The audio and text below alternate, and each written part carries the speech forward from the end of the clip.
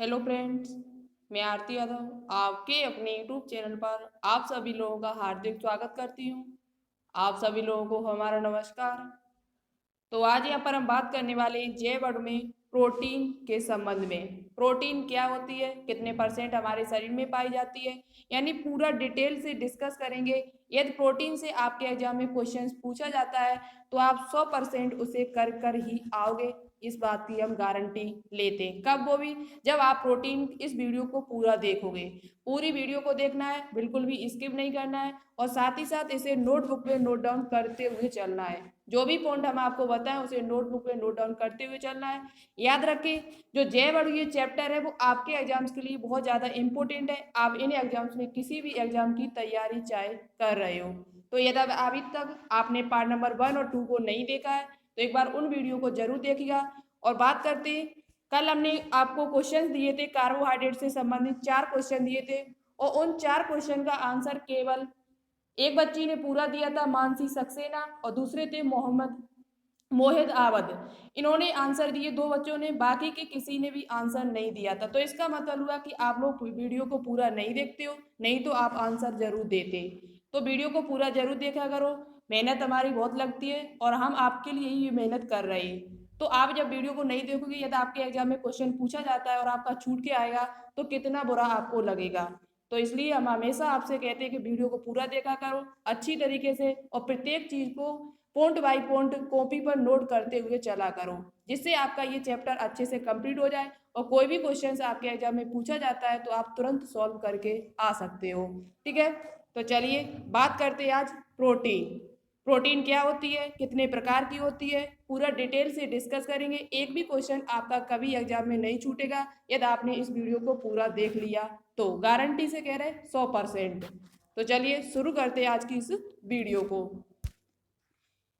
तो देखो, सबसे पहले हम बात करेंगे कि प्रोटीन जो होती है वो हमारे शरीर, यदि 1 ग्राम प्रोटीन को हम खा लें तो कितने किलो कैलोरी ऊर्जा हमको प्राप्त होगी। यदि 1 ग्राम प्रोटीन को हम खा लें तो कितने किलो कैलोरी ऊर्जा प्राप्त होगी, तो 4.1 किलो कैलोरी ऊर्जा हमको प्राप्त होगी। यदि 1 ग्राम प्रोटीन अणुओं से हमें कितनी ऊर्जा प्राप्त होगी, 4.1 किलो कैलोरी ऊर्जा प्राप्त होती है। तो ये पॉइंट बहुत ही इंपॉर्टेंट है, इसे नोटबुक में नोट डाउन जरूर करना। और आंसर दिया करो सभी लोग। 2 ही स्टूडेंट सिर्फ ऐसे थे जिन्होंने वीडियो को पूरा जरूर देखा था और उन्होंने आंसर भी दिया था, उनको बहुत बहुत थैंक यू। आप इसी प्रकार से आंसर देती रहेगा, आपकी मेहनत है वो हम आगे जरूर रंग लाएगी। ठीक है, तो आंसर जरूर दिया करो सभी लोग, रिक्वेस्ट है आपसे हाथ जोड़कर। ठीक है, आगे बात करते हैं कि प्रोटीन शब्द का प्रयोग किसने किया था।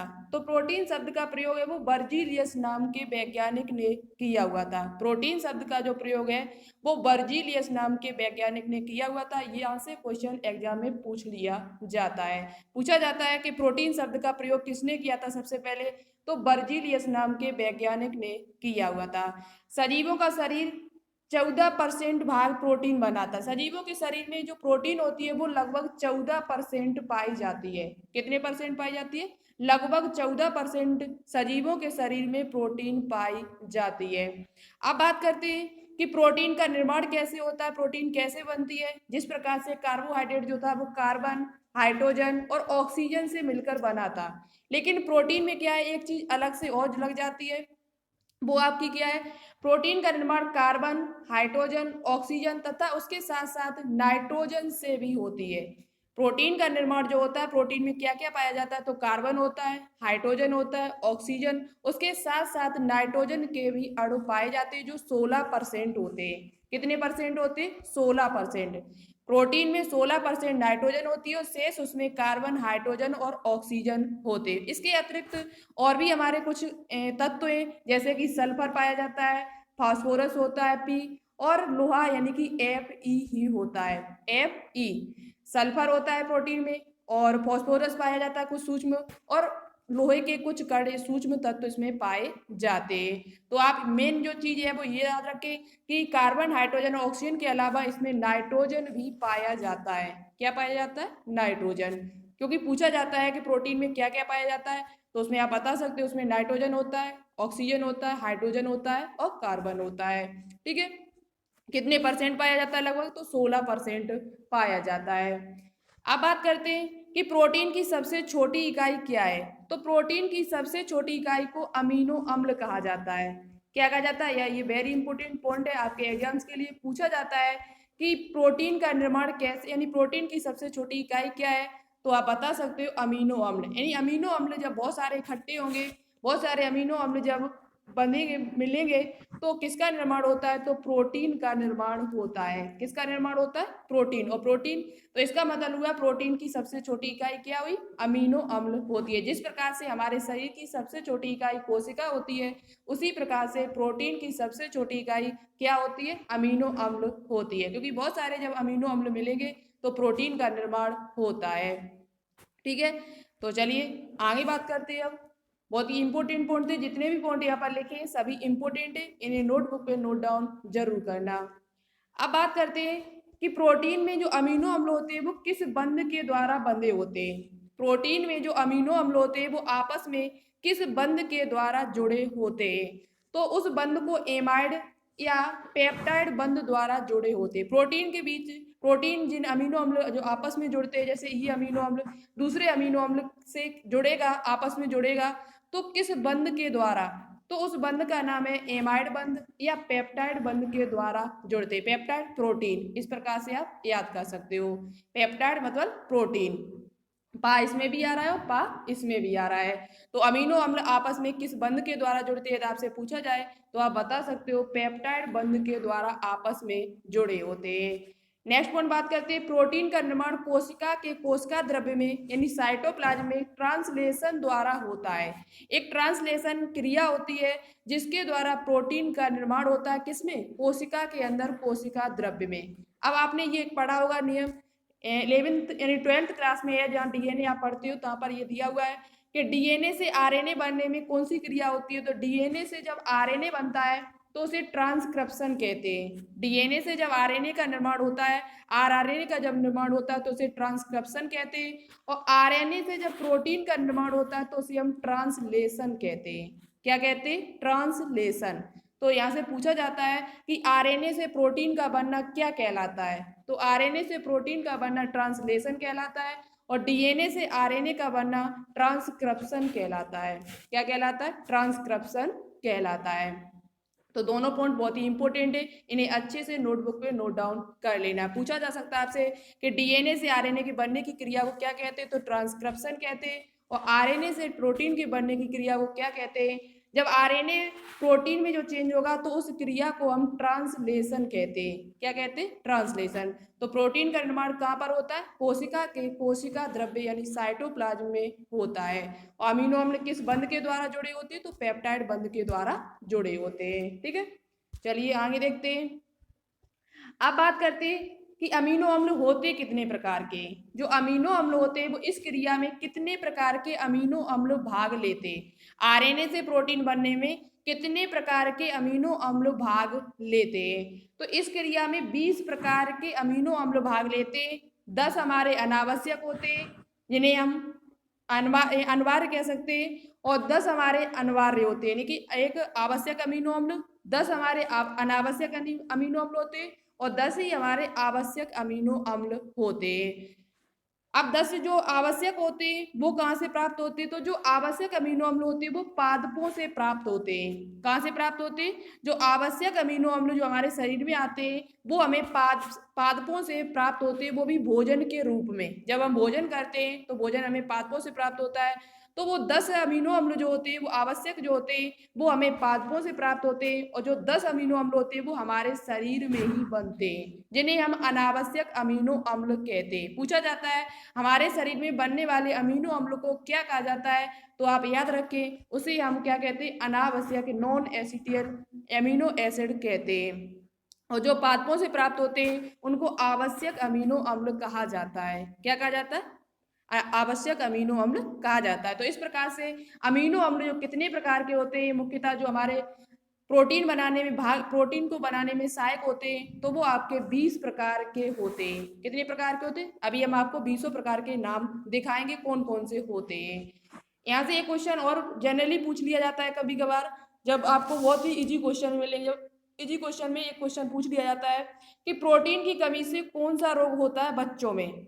तो प्रोटीन की कमी से बच्चों में क्वासियोरकर और मेरेस्मस रोग का रोग होता है। मेरेस्मस और क्वासियोरकर ऐसे दो रोग होते हैं जो प्रोटीन की कमी से बच्चों में होते हैं। किसमें होते हैं? बच्चों में। तो प्रोटीन की कमी से होने वाले दो रोग हैं, क्वासियोरकर और मेरेस्मस। ठीक है, चलिए आगे बात करते हैं। अब हम आपको अनावश्यक और जो अमीनो अम्ल हैं उनके नाम दिखा देते हैं। देखो इधर जो साइड लिखे हुए हैं वो अनिवार्य अमीनो अम्ल हैं, जिन्हें हम क्या कहते हैं? अनावश्यक अमीनो अम्ल। यानी अनिवार्य आवश्यक अमीनो अम्ल है, और ये अनिवार्य है मतलब कि अनावश्यक अमीनो अम्ल है। दोनों की संख्या 10 है, बराबर आपको पता है। ये हमारे शरीर में बनते हैं, ये हमारे किसमें इसके से प्राप्त होते हैं? पादपों से प्राप्त होते हैं। तो कौन कौन से आपसे पूछ लिया जाएगा, आप इसे पीडीएफ हम आपको दे देंगे तो आप याद कर लें, नहीं तो आपको 11वीं की क्लास में मिल जाएंगे सभी नाम। तो इनको एक बार दो बार रिवाइज कर लें, क्योंकि कई बार पूछ लिया जाता है कि निम्न में से कौन सा आवश्यक अमीनो अम्ल है। तो आप बता सकते हो यदि आपने एक दो बार इनको रिवाइज किया होगा।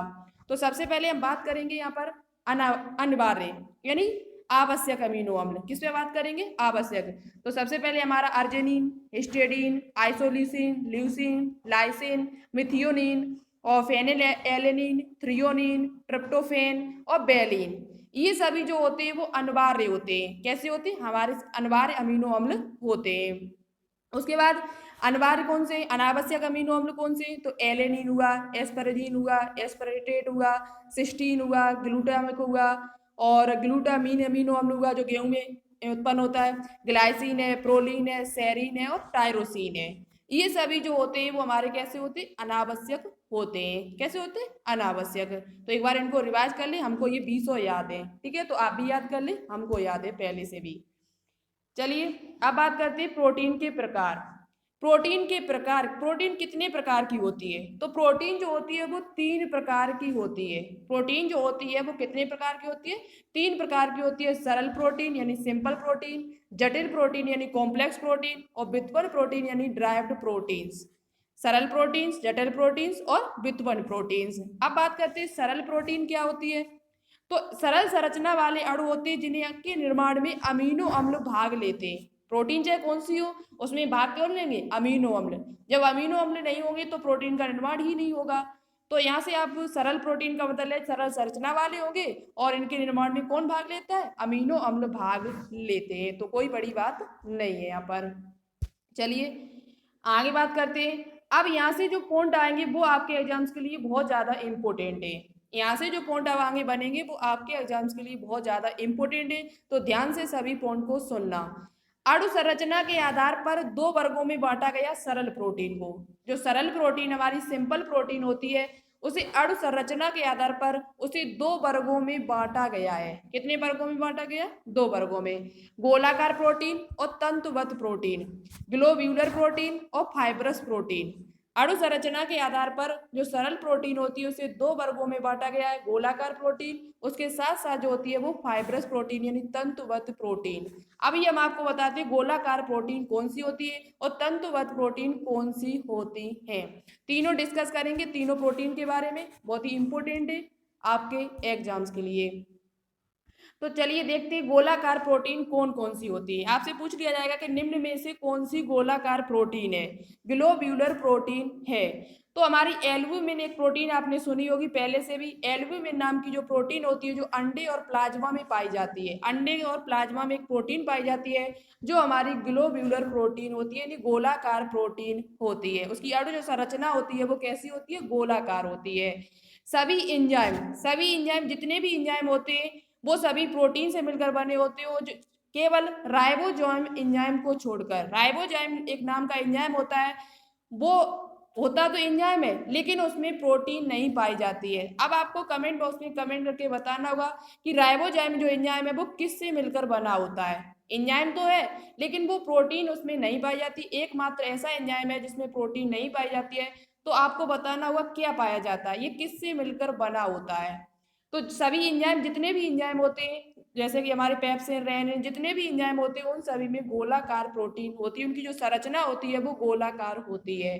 थायरोक्सिन इंसुलिन हार्मोन आदि। थायरोक्सिन में जो प्रोटीन पाई जाती है वो भी गोलाकार होती है। थायरोक्सिन आपको पता होगा थायराइड ग्रंथि से स्रावित होने वाला हार्मोन है, जिसकी कमी से घेंघा रोग उत्पन्न होता है।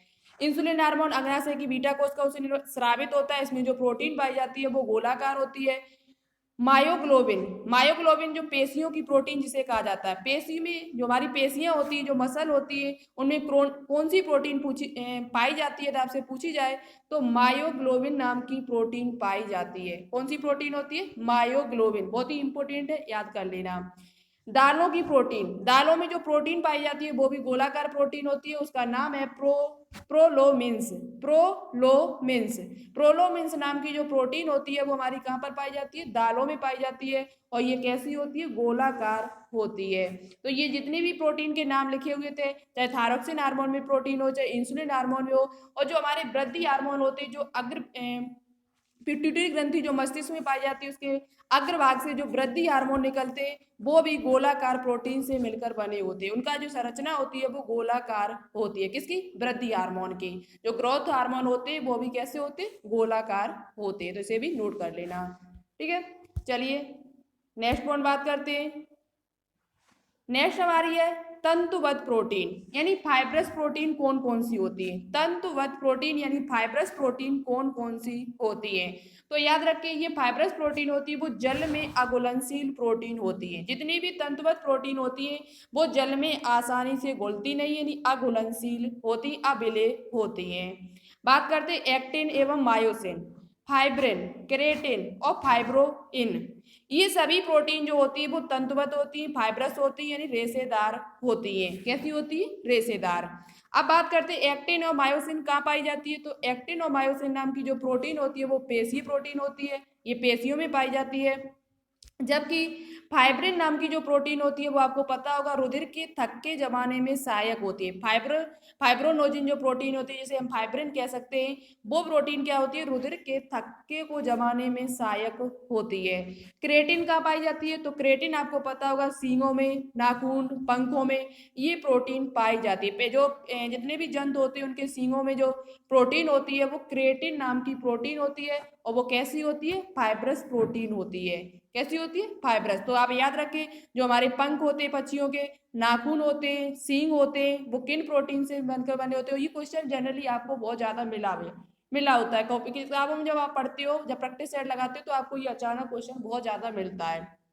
तो अब यहाँ पर आपको क्लियर हो गया होगा कि तंतुवत प्रोटीन है ये, और ये किसमें पाई जाती है? सींगों, नाखूनों और पंखों में पाई जाती है।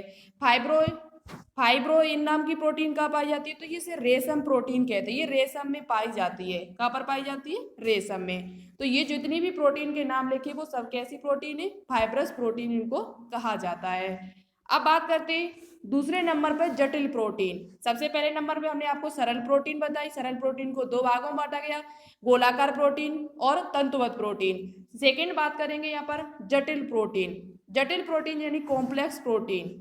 सरल प्रोटीन के अणु के साथ अन्य प्रोटीन अप्रोटीन, सरल प्रोटीन के अणु के साथ कोई सरल प्रोटीन है और उसके अणु के साथ अन्य कोई अप्रोटीन यानी नॉन प्रोटीन भी जुड़ा होता है, जिसे हम प्रोस्थेटिक समूह कहते हैं।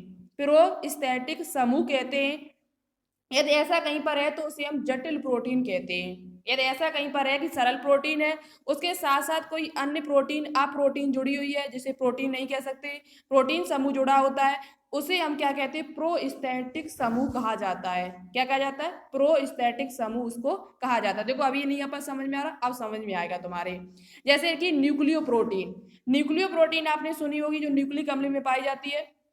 जैसे कि राइबोसोम्स, राइबोसोम्स जो होता है उसमें आरएनए और प्रोटीन से मिलकर बने होते हैं। ये आपको पहले से पता है, आरआरएनए और प्रोटीन से मिलकर बने होते हैं। अब देखो प्रोटीन तो है, लेकिन उसमें जो प्रोस्थेटिक समूह है वो न्यूक्लिक अम्ल है। क्या है? न्यूक्लिक अम्ल। इसमें न्यूक्लिक प्रोटीन में जो न्यूक्लियो प्रोटीन होती है उसमें न्यूक्लिक अम्ल जो होता है वो एक समूह लगा है, उसमें एक प्रोटीन का रूप जुड़ा हुआ है। तो न्यूक्लिक अम्ल तो प्रोटीन होता नहीं हमारा, तो इसलिए इसे प्रोस्थेटिक समूह कहा जाता है। क्या कहा जाता है? प्रोस्थेटिक समूह कहा जाता है। और न्यूक्लियो प्रोटीन कहाँ पाई जाती है? तो वो आपकी राइबोसोम्स में पाई जाती है। किसमें पाई जाती है? राइबोसोम्स में न्यूक्लियो प्रोटीन पाई जाती है। और इसमें जो न्यूक्लिक अम्ल है वो हमारा क्या है, प्रोस्थेटिक समूह है, जो एक प्रकार की प्रोटीन नहीं है, ठीक है। लेकिन प्रोटीन जो है वो एक प्रकार की प्रोटीन है उसमें। आगे देखते हैं क्रोमोप्रोटीन। क्रोमोप्रोटीन है वो कहाँ पर पाई जाती है, तो क्रोमोप्रोटीन है वो हीमोग्लोबिन में पाई जाती है। अब हीम क्या है इसमें, तो हीम एक प्रकार का वर्णक होता है और ग्लोबिन एक प्रकार की क्या होती है, प्रोटीन होती है। तो इसमें जो वर्णक ये जुड़ा है शब्द, जो हीम ये सब ये जो जुड़ा है इसमें, इसके साथ जो हीम जुड़ा है, हीम समूह, उसे हम प्रोस्थेटिक समूह कहते हैं। क्या कहते हैं, प्रोस्थेटिक समूह कहते हैं। तो क्रोमोप्रोटीन में कौन आता है, हीमोग्लोबिन। ग्लाइकोप्रोटीन है, फॉस्फोप्रोटीन है, जो कैसीन होती है उसमें फॉस्फोप्रोटीन पाई जाती है। लाइपोप्रोटीन है जो कोशिका कला प्रोटीन कहलाती है।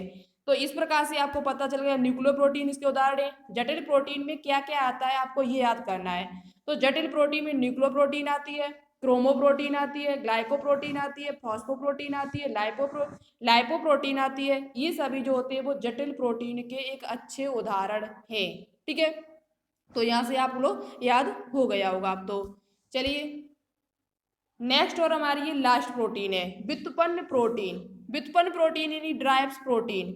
यह प्राकृतिक प्रोटीन के आंशिक जल अपघटन से प्राप्त होती है। यह प्राकृतिक प्रोटीन जो होती है उनके आंशिक जल अपघटन से प्राप्त होती है। जब उनका जल अपघटन कराया जाता है तब ये प्राप्त होती है। जैसे कि प्रोटीएजेज, प्रोटीएजेज नाम की जो प्रोटीन होती है वो व्युत्पन्न प्रोटीन होती है। और पेप्टोज हुआ, पेप्टाइड्स हुआ, ये सभी व्युत्पन्न प्रोटीन के उदाहरण हैं। सबसे इंपॉर्टेंट एक नोट में हम आपके लिए लेकर आए, ये बहुत ही इंपॉर्टेंट है। पूछा जाए आपसे एंजाइम क्या होते हैं, यदि आपसे पूछा जाए कि एंजाइम क्या होते हैं, एंजाइम किसके बने होते हैं, तो आपका आंसर जो होगा वो वहां पर प्रोटीन होगा। क्या होगा, प्रोटीन। जितने भी एंजाइम होते हैं वो सभी प्रोटीन के बने होते हैं, लेकिन राइबोजाइम एंजाइम को छोड़कर, राइबोजाइम एंजाइम को छोड़कर बाकी के जितने भी एंजाइम होते हैं वो सभी प्रोटीन के बने होते हैं। और आपसे क्वेश्चन भी पूछा जाता है एंजाइम क्या है, एंजाइम क्या है, यदि आपसे ये क्वेश्चन पूछा जाए तो आप बता सकते हो एंजाइम जो होते हैं वो एक प्रकार के प्रोटीन होते हैं, ठीक है। चलिए तो ये कुछ पॉइंट भी आपको क्लियर हो गया। यहाँ पर वही लिखा था कि सभी एंजाइम प्रोटीन के बने होते हैं लेकिन राइबोजाइम एंजाइम को छोड़कर। तो ये पूरा हमारा कंप्लीट हुआ। अब हम आपके लिए कुछ क्वेश्चन लेकर आए, उनका आंसर आपको कमेंट बॉक्स में देना होगा। तो फर्स्ट क्वेश्चन हमारा है गोलाकार प्रोटीन के उदाहरण बताइए सभी, विद एग्जाम्पल्स। जो हमने उदाहरण बताए उनके, और ये भी बताया कि हमने कि जैसे मायोग्लोबिन प्रोटीन है वो किस में पाई जाती है, ये भी आपको बताना होगा। तो गोलाकार प्रोटीन जितनी भी होती है उन सभी के आपको नाम बताने होंगे। दूसरा क्वेश्चन आपको बताना होगा कि क्रेटिन नाम की प्रोटीन कहाँ पाई जाती है, क्रेटिन नाम की प्रोटीन है वो कहाँ पर पाई जाती है। दो क्वेश्चन हुए। तीसरा क्वेश्चन आपको बताना होगा कि तीसरा क्वेश्चन आपका है लिग्निन नाम का पदार्थ कहाँ पाया जाता है, लिग्निन नाम का पदार्थ कहाँ पर पाया जाता है, ये हमने वीडियो नंबर 2 में बताया हुआ था। लिग्निन नाम का पदार्थ जो होता है वो कहाँ पर पाया जाता है। तो आज के क्वेश्चन हमारे 3 हैं और जो अभी आंसर देगा इन तीनों का उनका कलम नाम जरूर लेंगे। तो आज की वीडियो आपको कैसी लगी, पसंद आई या नहीं आई, तो कमेंट बॉक्स में कमेंट करके एक बार जरूर बताएं आज की लेक्चर आपको कैसा लगा। और प्लीज़ इसे शेयर, लाइक एंड सब्सक्राइब यदि अभी तक आपने नहीं किया तो कर लीजिएगा। आपको इसी प्रकार से लगातार वीडियो मिलती रहेंगी हमारे चैनल से, और आपकी जो भी हेल्प हमसे होगी हम आपके लिए लगातार करते रहेंगे। तो आज के लिए इतना ही। Okay, thanks for watching this video. जय हिंद, वंदे मातरम।